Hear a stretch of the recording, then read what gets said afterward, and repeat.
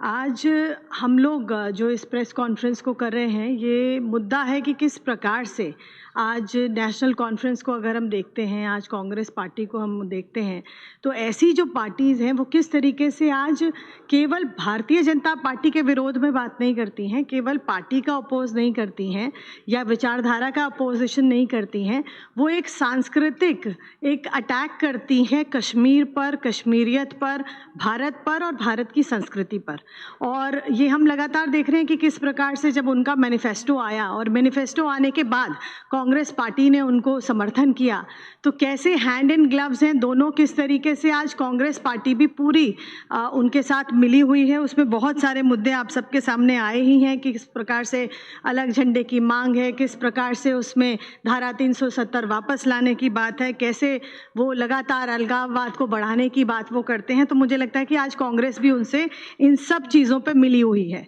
लेकिन सबसे शर्मनाक बात ये है कि आज जो हम बात करते हैं कश्मीरियत की, हम बात करते हैं कश्मीर में संस्कृति की, भारतीय संस्कृति की, जब हम बात करते हैं तो आज उस पर भी एनसी जो है, जो नेशनल कॉन्फ्रेंस है, अब्दुल्ला परिवार की जो पार्टी है, मैं कहूँगी वो उस पर भी अटैक करती है, उसको भी नहीं छोड़ती है। हमने देखा कि किस प्रकार से 30 साल पहले, और 30 साल से भी ज़्यादा इस बात को हो गए हैं, 3 दशक हो चुके हैं, और हमने देखा किस प्रकार से एक कश्मीरी पंडितों का एक्सोडस वहाँ से हुआ, कैसे हमारे लोगों को वहाँ से निकलना पड़ा, आना पड़ा, अपने ही देश में उनको शरणार्थी बनना पड़ा। ये इससे बड़ा दुख मुझे लगता है कुछ हो नहीं सकता है। और इसके बाद आज जो वहाँ पर एक संस्कृति बची है कश्मीर में हमारी, उसको भी ख़त्म करने की अगर बात कोई कर रहा है तो वो आज नेशनल कॉन्फ्रेंस कर रही है, कांग्रेस पार्टी, दोनों मिलकर कर रही हैं। कि जिस प्रकार से कि शंकराचार्य पहाड़ी का जो नाम है उसको बदलकर तख्त सुलेमान कर दिया जाए,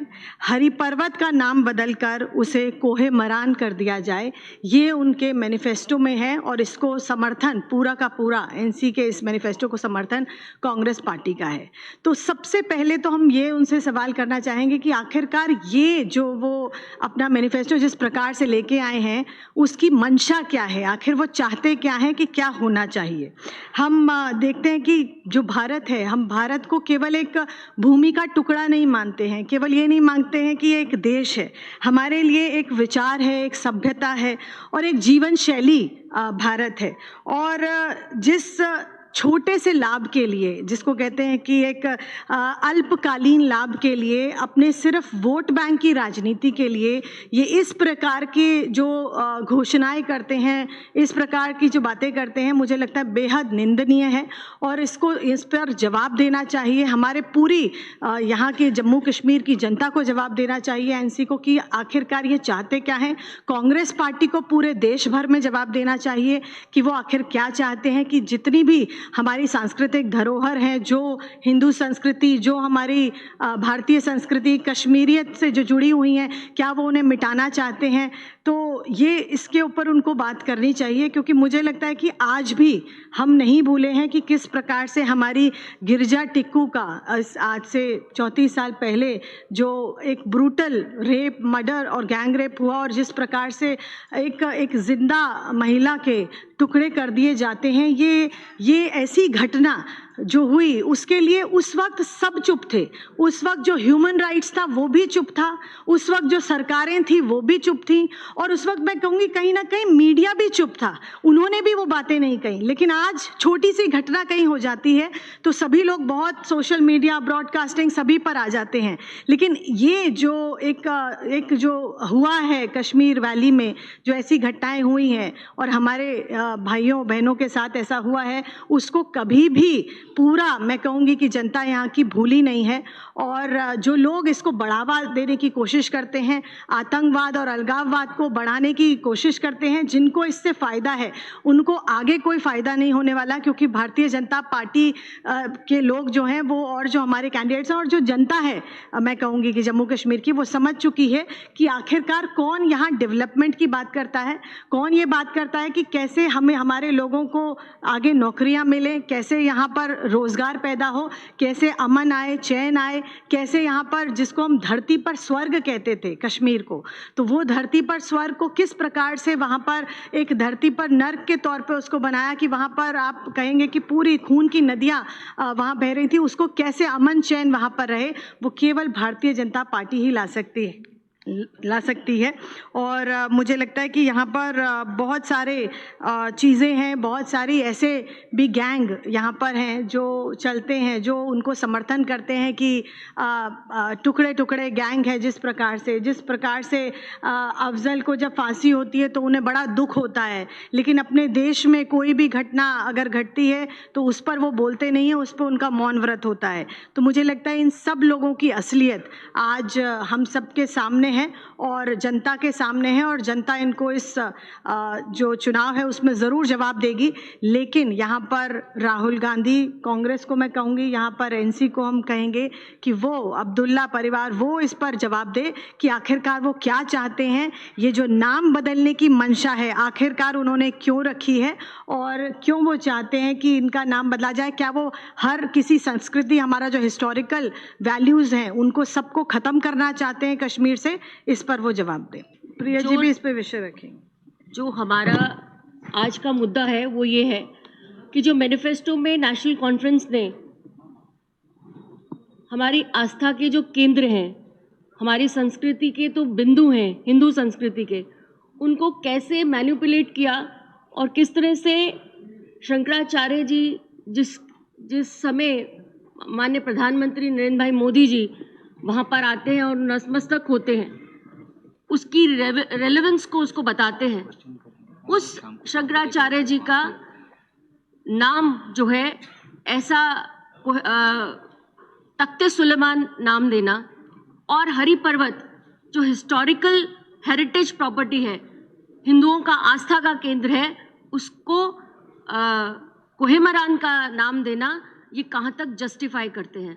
और कांग्रेस का मैनिफेस्टो पहले आता है, उसके अंदर ये सारे चिन्ह आपको पता चलते हैं, लेकिन उसके बावजूद भी कांग्रेस जो है हैंड एंड ग्लव बनकर जो है इसको अपना अमली जामा पहनाते हैं और उसके साथ साथ रहते हैं। मैं पूछना चाहती हूँ अब्दुल्ला परिवार से, अब्दुल्ला जी से कि फारूक अब्दुल्ला जी से कि क्या वो पूरा, जब वो 1990 में भी जब मौन रहे, जब कश्मीरी हिंदुओं का जब माइग्रेशन हुआ वहाँ से, और वो मौन रहे और स्पेक्टेटर रहे, आज भी वो इस्लामीकरण की जो रणनीति है, इस्लामीकरण का जो चीज़ है जो पाकिस्तान के साथ चलती है, वो किन आकाओं को खुश करने की कोशिश करते हैं। वो तब बात नहीं करते जब हिंदू मंदिरों का जो है पाकिस्तान के अंदर कहीं ना कहीं ऐसा रहता है। वो हर एक जो है इस्लामीकरण की बात जो है जम्मू कश्मीर के अंदर करते हैं, और हमारी आस्था के जो केंद्र हैं, जो हमारे हिंदुओं के आस्था के केंद्र हैं, उनको कहीं ना कहीं हमारी संस्कृति, हमारी सभ्यता को कहीं ना कहीं छिन्न भिन्न करने की कोशिश करते हैं। और कांग्रेस हैंड इन ग्लव जो है इसके साथ शाना बशाना जो है चलती है। मैं तो पूछना चाहूँगी यहाँ से कि इस कश्यप ऋषि की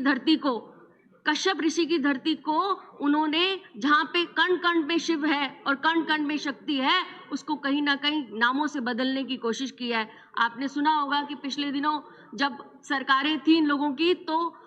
अनंतनाग को भी इन्होंने इस्लामाबाद करने की कोशिश की थी, लेकिन भारतीय जनता पार्टी के कर्मठ लोग थे जिन्होंने इस बिल को पास नहीं होने दिया और कहीं ना कहीं उनको एक रास्ता बताया। भारतीय जनता पार्टी का हर एक कार्यकर्ता, भारतीय जनता पार्टी की लीडरशिप इसके ऐसे नापाक जो इरादे हैं उनको कहीं ना कहीं छिन्न भिन्न करेगी, और इनकी जो इस्लामीकरण की जो रणनीति है उसको कहीं ना कहीं पूरे रेजिस्टेंस के साथ उसको जो है ख़त्म करने की कोशिश करेगी। आपके माध्यम से, आपके मीडिया के माध्यम से, भाइयों के माध्यम से हम यही कहना चाहते हैं कि आने वाले समय के अंदर भारतीय जनता पार्टी हर एक परिवार के साथ खड़ी है, जो परिवार वहाँ से विस्थापित हुआ है। हर एक हिंदू धर्म और संस्कृति को जोड़ने वाला जो आस्था के केंद्र हैं, उनको, उनके साथ, उनके संरक्षण के लिए खड़ी है, और भारतीय जनता पार्टी हर एक उस मुद्दे को उठाएगी जो कांग्रेस और एनसी के लोग जो हैं हैंड इन ग्लव बनकर जो है हमारी सभ्यता, हमारी संस्कृति, हमारा आस्था के जो केंद्र हैं उनको कहीं ना कहीं छिन्न भिन्न करने की कोशिश करते हैं। देखिए, भारतीय जनता पार्टी किसी भी चीज़ के अंदर किसी का नाम बदलने का प्रयास नहीं करती। जो वहाँ की संस्कृति है, मूल उसकी जो पुराने समय के अंदर उसकी संस्कृति रही है, उसका नाम रहा है, उसको रीनेम करने में तो कोई प्रॉब्लम नहीं है। हमारी संस्कृति, हमारी कितने हजारों साल पुरानी संस्कृति है, उस संस्कृति को वापस उसका आस्था का केंद्र बनाना, उसको कहीं ना कहीं करना, वो बहुत जरूरी है।